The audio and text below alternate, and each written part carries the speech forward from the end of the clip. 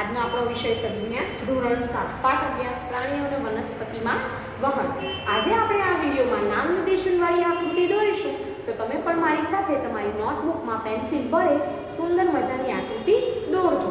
હંમેશા આકૃતિ દોરવા પેન્સિલનો ઉપયોગ કરવો, રબરનો ઉપયોગ કરવો, જરૂર હોય તો સ્કેલનો ઉપયોગ કરવો. અને હા, પેનથી આકૃતિ દોરવાની નથી. આકૃતિમાં નામ નિર્દેશન કરવું ખૂબ જરૂરી છે. તો ચલો વિડીયોની શરૂઆત કરીએ. પહેલી આકૃતિ આપણે દોરીશું પરિવહન તંત્ર. બરોબર?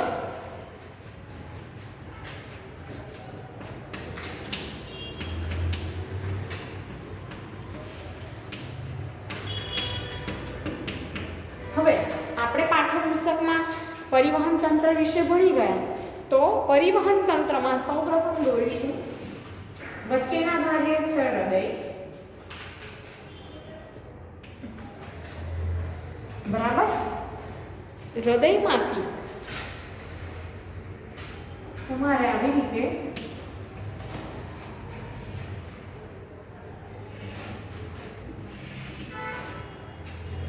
દર્શાવવાનું રહેશે. એમાં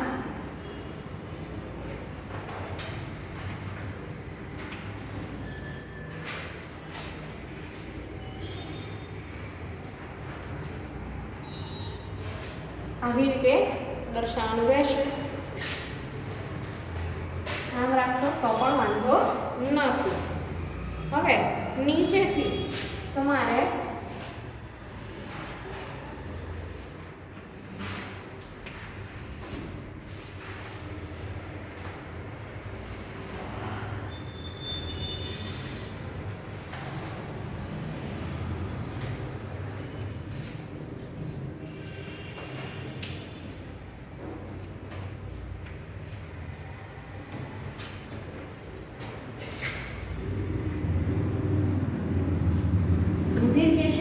ઝાડુ દર્શાવવાનું રહેશે. અને અંદર તમારે આવી રીતે અલગ અલગ રુધિર કેશિકાઓ દર્શાવવાની રહેશે. હવે આપણે શું કરીશું? તો નામ નિર્દેશન કરીશું. તો ચાલો જોઈએ આપણે. આ જે છે એ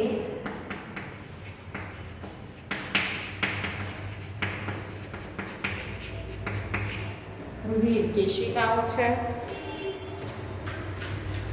એરો આ તરફ રહેશે, આનો એરો આવી રીતે ઉપર તરફ, અહીંયાથી પણ ઉપર તરફ અને આ નીચેની તરફ. બરાબર? તો ઉપર બે દેખાય છે તમને. આ બંને જે દેખાય એ શું છે? ફેફસા. વચ્ચે છે શું છે? તો હૃદય. આપણે જાણીએ છીએ કે શરીરમાંથી કાર્બન ડાયોક્સાઇડ વાળું રુધિર છે ક્યાં જાય? હૃદયમાં. હૃદય ક્યાં મોકલે? ફેફસામાં.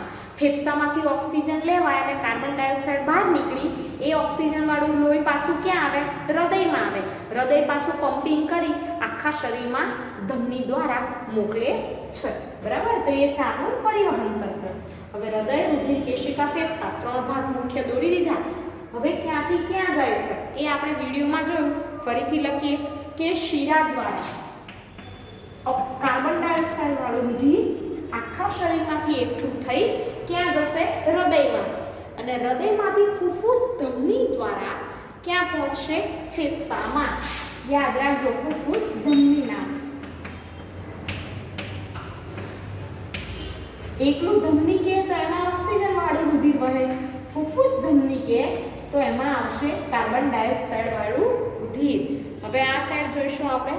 તો એમાં આવશે ફેફસામાં ગયું, ચોખ્ખું થઈ પાછું આવશે. શેના દ્વારા? તો ફુફુસીય શિરા દ્વારા. ફુફુસીય શિરા દ્વારા હૃદયમાં આવશે. હૃદયમાંથી ધમની દ્વારા આખા શરીરમાં ઓક્સિજન વાળું રુધિર પહોંચે છે. તો તમે અહીંયા જો આવી રીતે તમારે આકૃતિ દોરવાનું અને નામ નિર્દેશન કરવાનું રહેશે. બરાબર? તમે દોરો. પછી હવે બીજી આકૃતિ જોઈએ.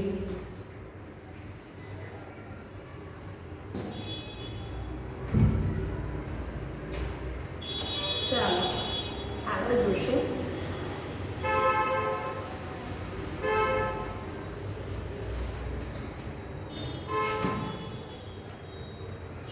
હવે આપણે હૃદયની આકૃતિ દોરવાની છે. હૃદયની આકૃતિ થોડી અઘરી છે, તો હું તમને સરળતાથી તમે દોરી શકો એવી આપણે દોરીશું. બરાબર? તો તમે ધ્યાન આપજો. હૃદયમાંથી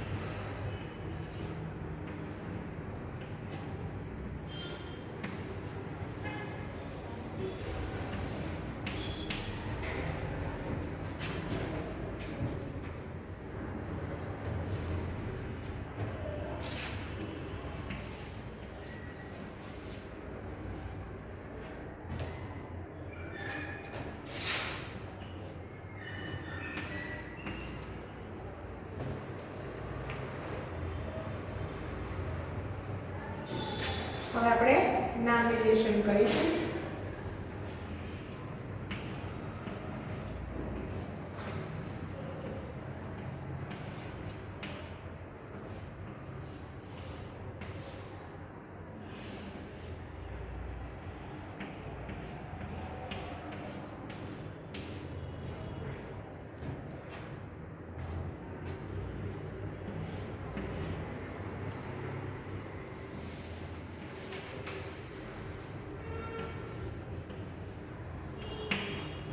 બરાબર? તો આપણે જોઈએ આગળ. હૃદયના 4 ભાગ છે આપણે જાણીએ છીએ. તો પહેલા જોઈશું નામ. બધા આપણે એરો કરી દઈશું. પહેલા તો તમને ખબર પડે કેવી રીતે આપણા રુધિરનું વહન થાય.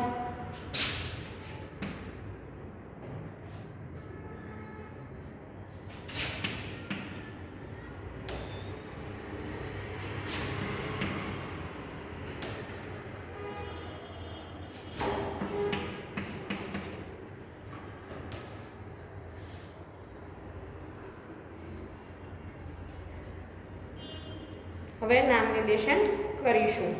તો ઉપર છે એ છે મહાધમની, બરાબર, આ છે મહાધમની. ત્યારબાદ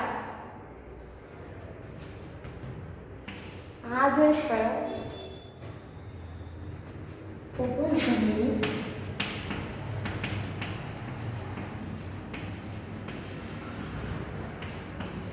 આ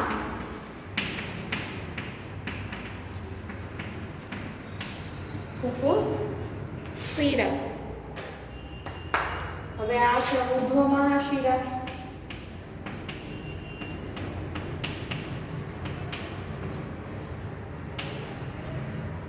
હવે આ જે નીચે છે એને નામ આપીશું અધઃ મહાશિરા.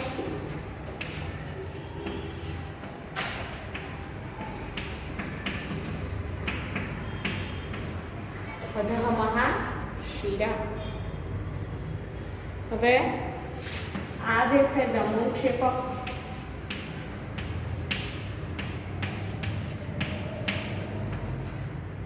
રાઈટ, આ જમણું કણક. જમણું કણક જમણું ક્ષેપક થઈ ગયું. વચ્ચે દેખાય છે આ એને કહેવાય ત્રિદળ વાલ.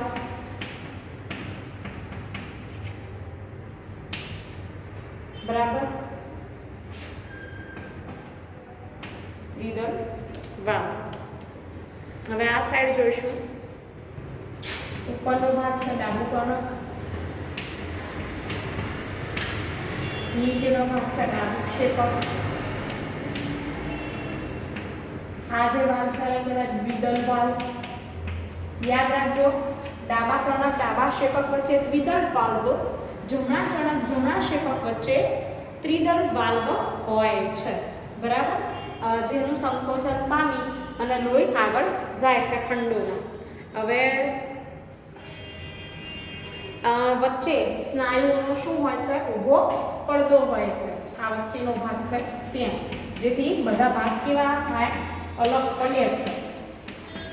તમે 2-3 વાર આકૃતિ દોરશો એટલે તમને પણ આકૃતિ આવડી જશે. અને હા, તમારે આકૃતિ વ્યવસ્થિત દોરવાની તમે પ્રયત્ન ઘરે કરતા રહેશો એટલે તમને હૃદયની આકૃતિ સરસ મજાની આવડી જશે. તો હવે આગળ જોઈશું ત્રીજી આકૃતિ.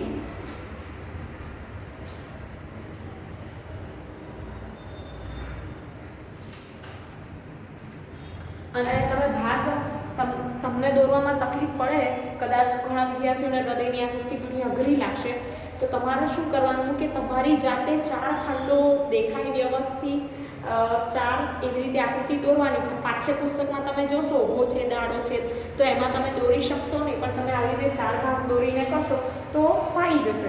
અને 9મા ધોરણમાં અને 10મા ધોરણમાં પણ તમારે હૃદયની આકૃતિ બોર્ડની એક્ઝામમાં પૂછાતી હોય છે, તો તમારે આકૃતિ ખાસ તૈયાર કરવાની રહેશે. હવે આપણે આગળ જોઈશું મનુષ્યનું ઉત્સર્જન તંત્ર. નામ નિર્દેશન બધું ધ્યાનથી કરજો. બીજા નામ નિર્દેશન ના આવડે તો કોઈ વાંધો નહીં, પણ તમને જમણું કણક જમણું ક્ષેપક, ડાબું કણક ડાબું ક્ષેપક, જે વાલ્વ છે, જે ધમની ને મહાશિરા હોય છે, એના નામ ખાસ આવડવા જોઈએ, તો પણ માર્ક્સ મળશે. હવે આગળ જોઈશું મનુષ્યનું ઉત્સર્જન તંત્ર. એ પણ બહુ સહેલી આકૃતિ છે જો તમે ધ્યાનથી દોરશો તો.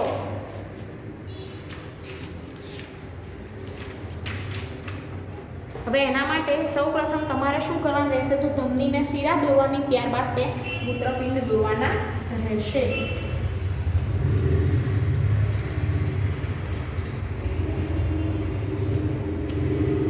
બરાબર, અને સરળતાથી તમે દોરી શકશો.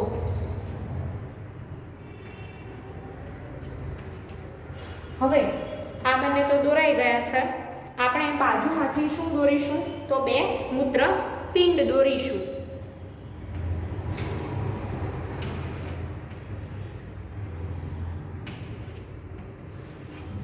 હવે મૂત્રપિંડનો આકાર કેવો હોય તો તમે જાણો છો કે બદામ જેવો હોય. થોડું આકૃતિ વ્યવસ્થિત, બહુ મોટી એ નહીં અને બહુ નાની એ નહીં, એવી દોરવાની રહેશે.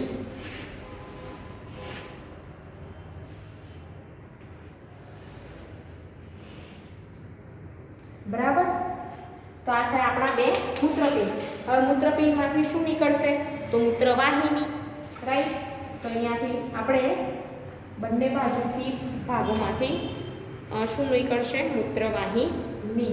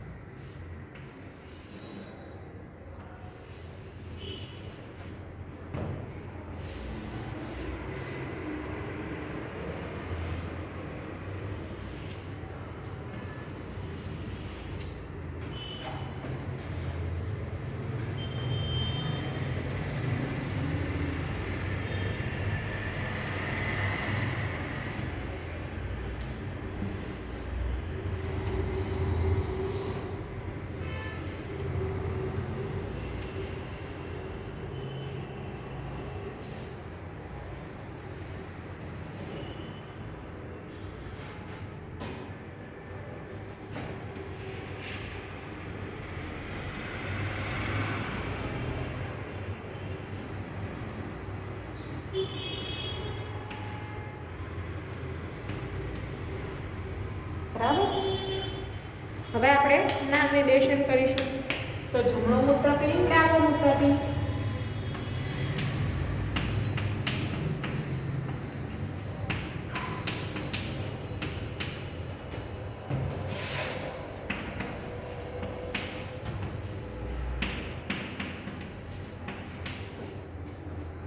હવે જે નળી જેવી રચના છે એને શું કહીશું આપણે?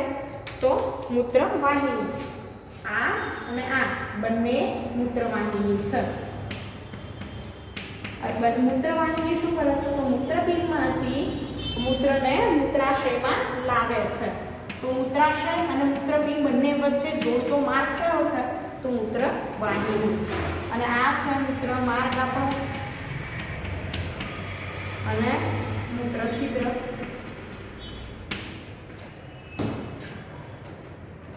તો જ્યારે મનુષ્યનું વિસર્જન તંત્ર તમને પૂછે તો તમારે આવી રીતે આકૃતિ દોરવાની રહેશે.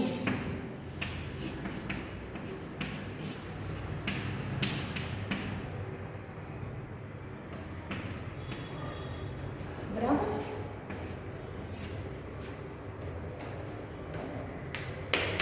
એમાં મૂત્રપિંડ બંને લખ્યું, મૂત્રવાહિની, મૂત્રાશય આટલું નામ નિર્દેશન કરો એટલે તમને 3 માંથી 3 માર્ક્સ મળી જશે.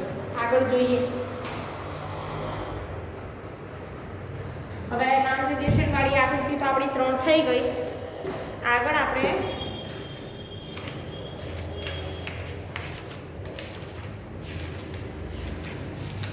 તફાવત વિશે થોડી વાત કરી લઈએ.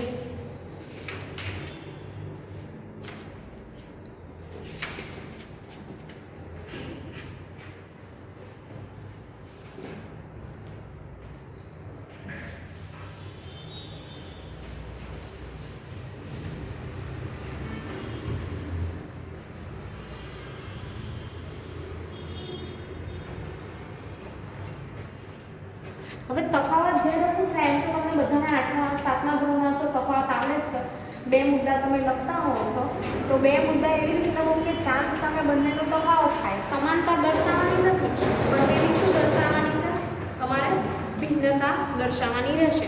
હવે પહેલું તફાવત મેં ધમની ને શીરા તમને સમજાવી દીધો હતો આપણા વિડીયોમાં. આજે હું તમને સમજાવીશ કણકો અને શેપકો. 2 ભાગ પાડીને તફાવતો લખવાના હોય છે.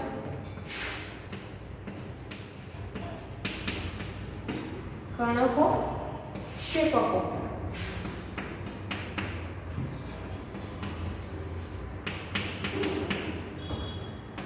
પહેલો પોઈન્ટ જોઈએ, તે હૃદયના ઉપલા ખંડો છે. કર્ણકો ક્યાં છે? તો 4 ખંડ આપણા હૃદયમાં, એમાં ઉપરના ભાગના 2 કર્ણક, નીચેના ભાગના 2 શેપક. તો તે હૃદયના ઉપલા ખંડો છે. આમાં આવશે તે હૃદયના નીચલા ખંડો છે.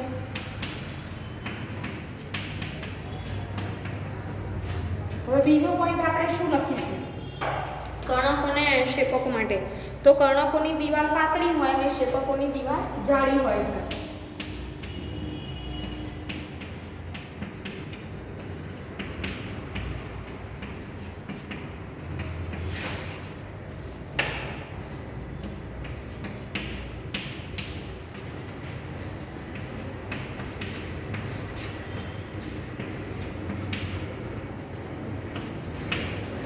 ત્રીજો પોઈન્ટ જોઈએ કે તે શરીરના અંગોમાંથી રુધિર મેળવે છે અને તે હૃદયના કર્ણકોમાંથી રુધિર મેળવે છે. કર્ણકો ક્યાંથી? તો શરીરના અંગોમાંથી.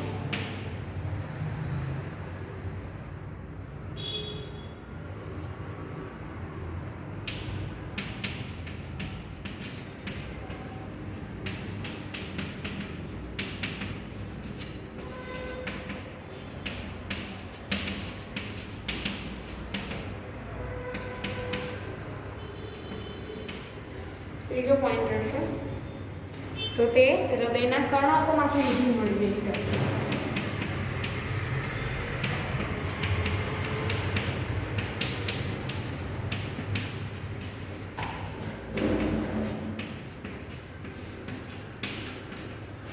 આમ તમે તફાવતમાં 2 મુદ્દા લખી શકો, 3 મુદ્દા પણ લખી શકો છો.